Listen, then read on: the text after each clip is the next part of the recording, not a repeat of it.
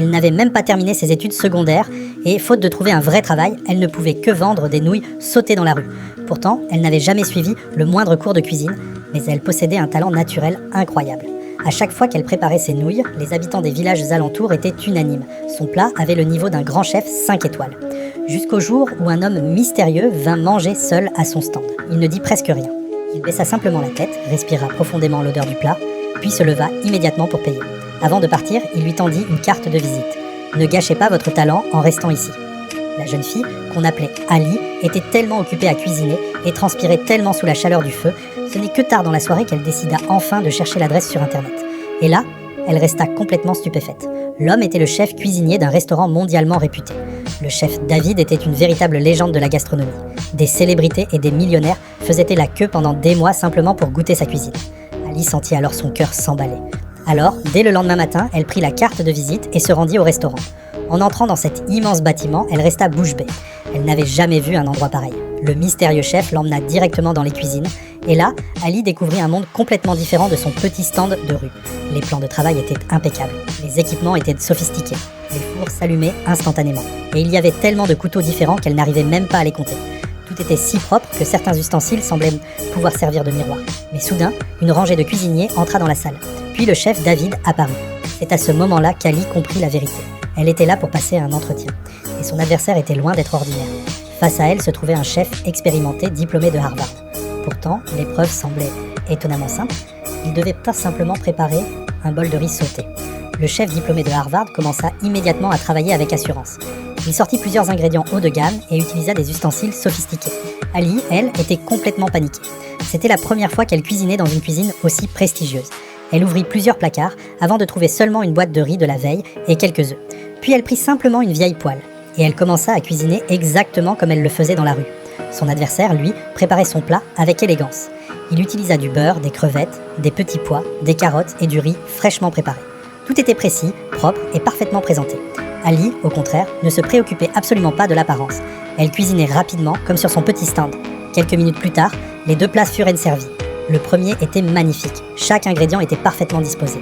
Le second avait une apparence beaucoup plus simple. On aurait dit un plat ordinaire vendu dans la rue. Tout le monde pensait donc que le chef diplômé de Harvard allait gagner. Mais le chef David goûta le riz d'Ali. Puis il se tourna vers son adversaire. « Vous pouvez rentrer chez vous ?» Le jeune chef resta complètement abasourdi. Il protesta immédiatement. Il voulait savoir ce qu'il avait fait de mal, mais David resta catégorique. Il expliqua ensuite pourquoi Ali avait gagné. Elle avait utilisé du riz de la veille. Et selon lui, beaucoup de plats sophistiqués n'étaient parfois qu'une belle apparence sans véritable maîtrise derrière. Mais Ali n'eut même pas le temps de savourer sa victoire.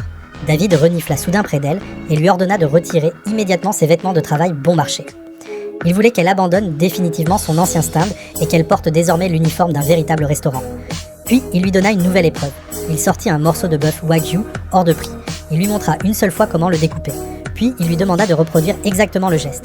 Le problème, ce morceau de viande exigeait une précision absolue. Chaque tranche devait être parfaitement nette, ni trop épaisse, ni trop fine. 2 mm. Voilà ce qui était considéré comme parfait. Ali, qui n'avait jusque-là préparé que des nouilles sautées, commença à paniquer. À peine eut-elle posé son couteau que David la réprimanda. Trop lentement. Plus elle essayait, plus elle devenait nerveuse. Sa façon de tenir le couteau était mauvaise. Sa technique était mauvaise. Sa découpe était mauvaise. David la critiquait sans arrêt. Les yeux d'Ali finira par se remplir de larmes, mais elle serra les dents et continua. Les autres cuisiniers, eux, semblaient habitués au caractère explosif du chef. Après avoir enfin terminé la découpe, Ali devait maintenant maîtriser la cuisson du wagyu. Et c'est là que tout tourna au cauchemar. Elle faisait trop cuire la viande, puis elle mettait trop d'huile. Parfois, elle finissait même par transformer cette viande hors de prix en morceaux complètement brûlés. À chaque tentative, David arrivait pour la réprimander. Son talent pour les cuissons rapides, qui faisait sa réputation dans la rue, semblait soudain être devenu son plus gros problème. Et chaque erreur coûtait une fortune au restaurant. Finalement, David lui lança un ultimatum. « Si demain tu n'es toujours pas capable de réussir ce plat, retourne d'où tu viens. » Ali n'avait jamais été humiliée de cette façon. Furieuse et blessée, elle rangea ses affaires et quitta la cuisine. Elle remit même son ancien uniforme de vendeuse de rue. Mais alors qu'elle venait d'appuyer sur le bouton de l'ascenseur, elle hésita. Elle ne voulait pas abandonner. Elle venait de découvrir la vie dans une grande ville. Elle venait de voir un monde qu'elle n'aurait jamais imaginé. Et elle refusait de retourner vivre comme avant. Alors, elle fit demi-tour. Elle retourna dans la cuisine et recommença. Encore et encore. Même lorsque les flammes lui brûlèrent les bras et que sa peau devint rouge, elle continua.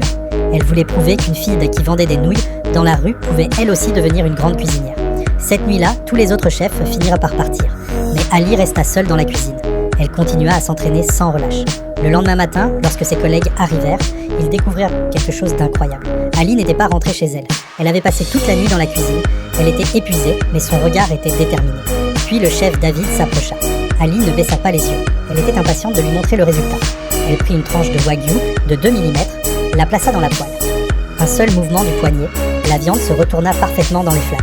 Puis elle fut immédiatement déposée dans une assiette. David la regarda attentivement. La viande était parfaitement cuite, brillante et fondante. Il en prit un morceau, le porta à sa bouche et le mâcha lentement. Pour la première fois, le chef David resta silencieux.